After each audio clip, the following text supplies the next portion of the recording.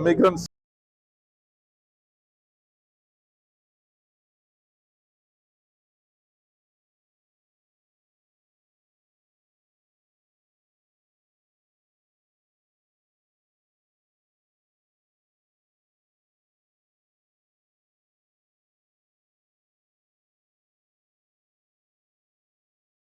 के ऐतिहासिक जीत के साथ हम यहाँ पर 8 तारीख को जब रिजल्ट आएंगे तो निश्चित ही दिल्ली में इतिहास बनेगा।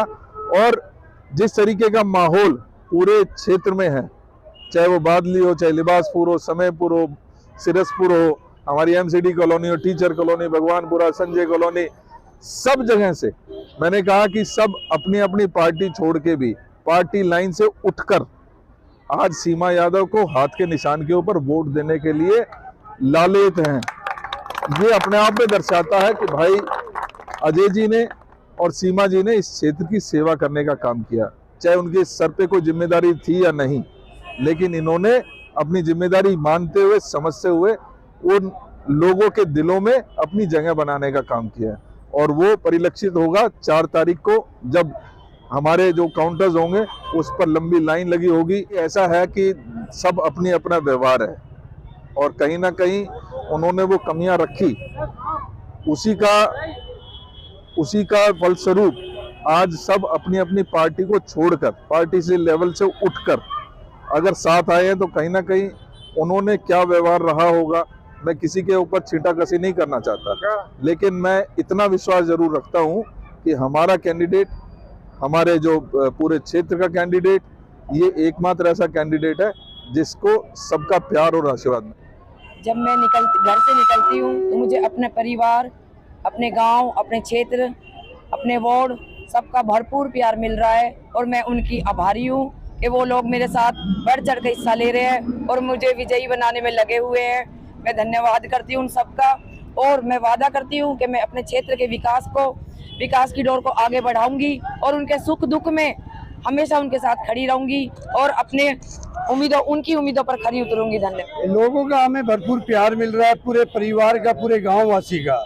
हमने जब चुनाव के लिए तैयारी करी, सबसे पहले हमने अपने क्षेत्र के, अपने परिवार के लोग, अपने कांग्रेस परिवार के लोग और अपने क्षेत्र के लोगों से बात करके तब हमने चुनाव की तैयारी करी।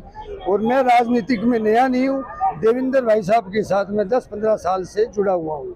सामाजिक काम बढ़ चढ़ के हिस्सा लेते हैं, लोगों के दुख दर्द का मुझे मालूम है, कॉलोनियों में आना जाना है। तो मेरे लिए राजनीतिक क्षेत्र नया नहीं है, मेरे लिए सिर्फ सेवा ही सब कुछ है, सेवा में ही मैं विश्वास करता हूँ।